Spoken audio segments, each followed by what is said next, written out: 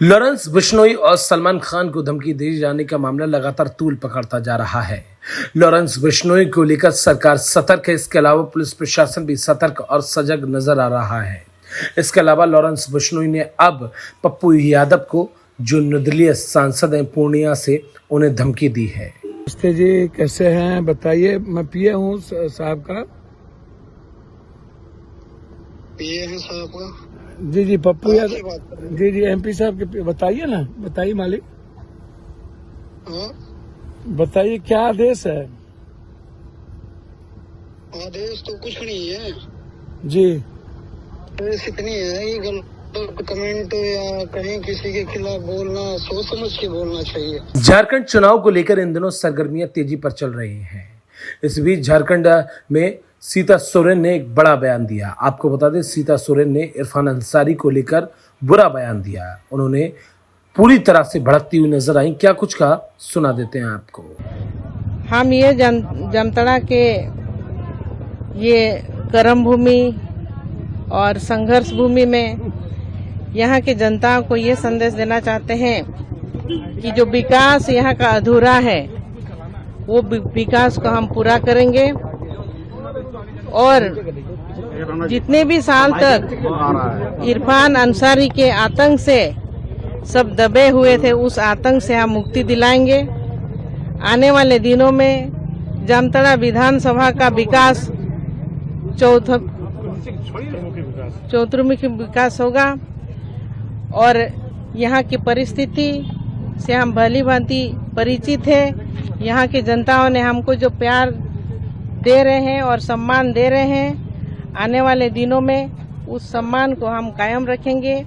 यहाँ के जनता जब से हम यहाँ कैंडिडेट घोषित हुए हैं तभी से बहुत उत्साहित है, उमंग है और जनता जिस तरह का हम उत्साहित और उमंग की परिस्थिति में देख रहे हैं, पूरे जनता 100% वोट हमको देंगे और ये जीत हमारी होगी, यहाँ की जनता की जीत होगी। इरफान अंसारी को क्या संदेश देंगे?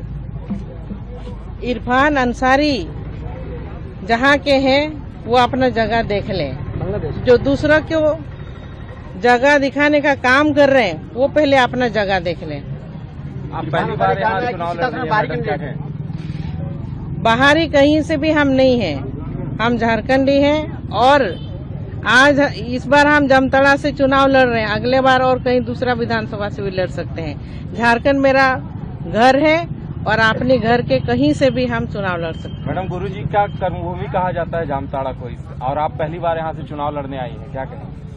जी बिल्कुल, इसीलिए हम अपने आप को बहुत खुशनसीब महसूस कर रहे हैं क्योंकि इस जामताड़ा के धरती पर आंदोलन शुरू किए थे चिरूडी से और मेरे स्वर्गीय पति दुर्गा सोरेन जी ने भी यहाँ से ही आंदोलन शुरू किए थे। इसीलिए ये कर्म भूमि हमारी है और जो भी बीच में आतंक हुए हैं उस आतंक से हम मुक्ति दिलाने के लिए फिर से इस धरती पर हम आ गए हैं। आप किसी को, माताओं को, बहनों को भयभीत होने की जरूरत नहीं है। सबकी रक्षा होगी, मान सम्मान की रक्षा होगी। गुरुजी आशीर्वाद दे रहे हैं। गुरुजी आशीर्वाद हमको हमेशा ही देते आए हैं और अभी भी आशीर्वाद दिए हैं। बसंत सोरेन ने भी कहा है इरफान अंसारी को माफी मांगने के लिए आपके प्रकरण में। देखिए, इसका कोई माफी है नहीं। आप ये बच्चे हैं क्या, बार बार आप गलती कर रहे हैं, इसका कहाँ से माफी होगा? इतना बड़ा नारी स्वरूप का लक्ष्मी होती है, दुर्गा होती है, सरस्वती होती है, महिलाएं, और उसका हमेशा आपने अनादर किया है तो इसका कहीं भी माफी है नहीं। इरफान भी बार माफी मांग रहा है आपसे प्रेस के माध्यम से। देखिए, वो मांगते रहे, ये नाटक करते हैं, नौटंकी बाज है, इनको हम जानते हैं, इसीलिए इसका माफी का हम कोई जवाब। महाराष्ट्र चुनाव पर सपा सांसद अवधेश मिश्रा का बड़ा बयान सामने आया। उन्होंने बड़ा ऐलान करते हुए जमकर महाराष्ट्र चुनाव में बीजेपी को घेरा। क्या कुछ कहा, सुना देते हैं आपको। छत्रपति शिवाजी की महान और क्रांतिकारी धरती को प्रणाम करता हूँ, नमन करता हूँ और आज मुझे खुशी है कि समाजवादी पार्टी के बहुत ही मजबूत नेता माननीय मुलायम सिंह यादव जी के साथ ही समाजवादी पार्टी के शुरुआती बुनियादी नेता अबू हासिम भाई का आज नामांकन है। यार आगे तुम लोग। और माननीय अखिलेश यादव जी पानी दे आज अरे पानी दे। आज हिंदुस्तान की सबसे बड़ी पंचायत लोकसभा में समाजवादी पार्टी की ताकत उभरी है। 37 सांसद हमारे जीते हैं। माननीय अखिलेश यादव जी का विश्वास इस देश के लोगों के प्रति बढ़ा है और उसमें समाजवादी पार्टी को मजबूत करने में अबू हासिम भाई का बड़ा योगदान रहा है और हजारों हजार की तादाद में आज लोगों का जो उत्साह दिखाई पड़ रहा है, निश्चित तौर से समाजवादी पार्टी के उम्मीदवार साथी अबू हासिम हजारों हजार वोट से जीतेंगे और एक इतिहास बनेगा। और माननीय अखिलेश यादव जी जो हमारे नेता हैं और उनकी और मजबूती होगी, समाजवादी पार्टी इतना बढ़ेगी कि उत्तर प्रदेश में जब चुनाव होगा 27 में तो भारतीय जनता पार्टी का सफाया हो जाएगा 27 में माननीय अखिलेश यादव जी के नेतृत्व में उत्तर प्रदेश में सरकार मजबूत बनेगी। हासिम भाई 5 सीटों की मांग कर रहे हैं, फिलहाल 2 जीत मिली अब तक। क्या महागठबंधन में बनेंगे? ऐसा है, इस दिशा में इंडिया गठबंधन के नेता आपस में बातचीत कर रहे हैं। कहीं पर कोई संदेह नहीं है। इंडिया गठबंधन जिस मकसद से बना है, इंडिया गठबंधन दिनों दिन मजबूत होता जाएगा। अच्छा, अगर 5 सीटें नहीं मान्यता नहीं दी जाएगी तो क्या सैक्रिफाइस करेंगे 3 सीट को लेकर? क्योंकि ऐसा है, गठबंधन को बरकरार इंडिया गठबंधन बड़े मकसद से बना है, संविधान को बचाने के लिए बना है। देश में करोड़ों जो नौजवान हैं, बेरोजगार हैं, उनके हाथ में कोई काम नहीं है। इस मकसद में महंगाई दूर करने के लिए और संविधान को बचाने के लिए, आरक्षण को बचाने के लिए, जातीय जनगणना इस देश में कराने के लिए बाबा साहब भीमराव अंबेडकर, डॉक्टर राम मनोहर लोहिया के सपनों को साकार करने के लिए बड़े मकसद से ये इंडिया गठबंधन बना है। इसमें न कहीं कोई दराज है, न आसमंद है, मिल बैठ के सब काम हो जाए। मुरादाबाद में बिलारी पुलिस का 24 घंटे में ऑपरेशन एनकाउंटर देखने को मिला, जहां नाबालिग बच्ची से दुष्कर्म के आरोपी का पुलिस ने एनकाउंटर किया। बदमाशों ने पुलिस पर फायरिंग की। पुलिस की जवाबी फायरिंग में आरोपी घायल हो गया। आरोपी के पैर में गोली लगने से वो घायल हुआ। वहीं घायल आरोपी को बिलारी CHC लेकर अधिकारी पहुंचे। आपको बता दें, सूचना मिलती है एसपी देहात कुंवर आकाश सिंह ने मुआयना किया। बिलारी CHC के डॉक्टर ने जिला अस्पताल रेफर कर दिया। इसके अलावा कोतवाली बिलारी क्षेत्र के जंगल में ये घटना हुई थी। उसका मामला ये बता रही है पुलिस की रेप के केस में इन्वॉल्व था। ये कुछ समय पहले से, हो सकता है इसे आज पकड़ा हो। तो उसके जो है चोट लगी थी राइट लेग में, दोनों साइड से, राइट लेग में ही, राइट और लेफ्ट दोनों साइड में ही उसके जो ब्लीडिंग हो रही थी, घाव था। उसके लिए जो है हमने डॉक्टरी मुआयना करके और रेफ़र करा है एक्सरे के लिए, और उसी से कंफर्म होगा कि वो किस प्रकार की चोट है, या मतलब गन शूट है या किसी और से कोई सरिया या किस प्रकार की कोई चीज़ ऐसी है। वो एक्सरे के बाद ही डिसाइड होगा। अब कहाँ है? रेफ़र कर दिया मुरादाबाद के लिए, एक्सरे के लिए भी, और उसके मतलब सर्जरी होना है या इलाज होना है उसके लिए। कल शाम को 6 बजे थाना बिलारी पे एक सूचना प्राप्त हुई थी कि एक व्यक्ति हैं जो आशय करके हैं, सन ऑफ हरीराम। इन्होंने ये चुंडारा क्षेत्र के आसपास आए यहाँ पे, और यहाँ पे 2 नाबालिग लड़कियों को अपनी मोटरसाइकिल पे बैठा के लेके गए एवं इनके साथ में जो है गलत काम किया। एक लड़की को तो उन्होंने पहले छोड़ दिया था, लेकिन दूसरी लड़की को लेके गए थे, और घर वालों ने जब उस लड़की को बरामद किया तो उन्होंने बताया कि इसके साथ में गलत काम हुआ है। तुरंत थाना बिलारी पे जो है इस पर एक मुकदमा पंजीकृत किया गया एवं इसमें विभिन्न टीमों का गठन किया गया। SOG की टीम भी लगाई गई एवं थाना बिलारी और थाना कुंदरकी की टीमें लगाई गई इसको खोजने के प्रयासों में आज जब हमको मुखबिर के द्वारा ये सूचना प्राप्त हुई कि ये जो आसे हैं जो फिलहाल सैफनी का रहने वाला है आज इधर सोंडारा क्षेत्र में आया है, पुलिस टीम ने जब इसको घेरने की कोशिश करी तो इसने क्रॉस फायरिंग करी। वहाँ पे फायरिंग में ये घायल हुआ है, इसके पैर में चोट लगी है। इसके पास से 2 कारतूस, 2 खोखे, 1 तमंचा और 1 मोटरसाइकिल बरामद हुई है। फिलहाल जो घायल हैं उनको उपचार के लिए हमने हायर सेंटर मुरादाबाद में भेज दिया गया है एवं अन्य विधिक कार्यवाही इसमें की जा रही है। सर, इस पर पूर्व में कितने मुकदमे हैं?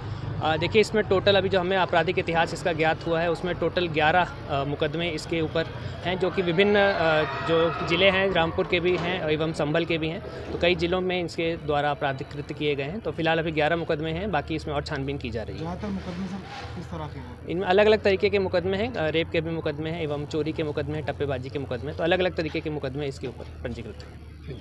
ठीक, थैंक यू। उत्तर प्रदेश के जिला मुरादाबाद के मूडा पांडे थाना पुलिस को आज उस समय बड़ी सफलता हाथ लगी थी जब वांछित चल रहे इनामी टॉप 10 25,000 के इनामी बदमाश को पुलिस ने गिरफ्तार कर अभियुक्त के साथ वैधानिक कार्रवाई कर पुलिस द्वारा उसे जेल भेजा गया। अपराधी के खिलाफ प्रदेश और अन्य प्रदेश के कई पुलिस थानों में लूटपाट और अन्य मुकदमे भी पंजीकृत हैं। फिलहाल पुलिस को बड़ी सफलता हाथ लगी है।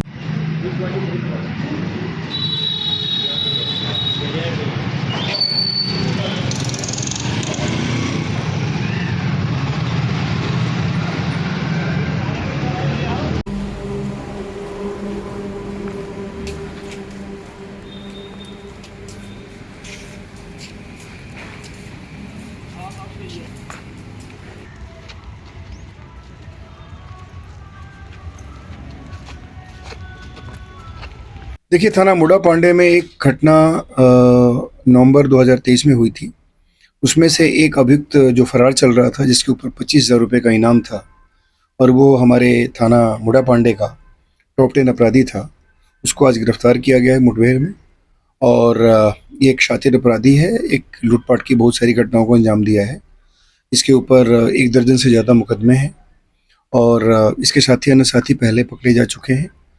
इसमें अग्रिम वैधानिक कार्रवाई की जा रही है। एक सवाल हो रहा है, जो इस टाइम कुंदर की विधानसभा उपचुनाव चल रहे हैं, इसमें देखते हुए लगातार अपराधियों को पकड़ने का अभियान आपने तेज कर दिया। देखिए, इसमें जैसा कि सब पता है कि सबको, हम लोग जब चुनाव होता है उस समय जितने अवैध धंधे में लोग लिप्त हैं उनके विरुद्ध, और प्लस जो वांटेड अभियुक्त होते हैं, जो जिनके खिलाफ वारंट होता है, इन सब के विरुद्ध हमारी कार्रवाई चलती है। उसी कार्रवाई के तहत इसको भी, जो 25,000 रुपये का इनामी अपराधी हमारे से वांटेड चल रहा था, इसको हम लोगों ने, चंद्रपाल सैनी नाम है इसका, और ये मूडा पांडे क्षेत्र का ही रहने वाला है, इसको हम लोगों ने। मुरादाबाद में उपचुनाव में सपा उम्मीदवार और पूर्व विधायक हाजी रिजवान का सोशल मीडिया पर इन दिनों एक वीडियो वायरल हो रहा है।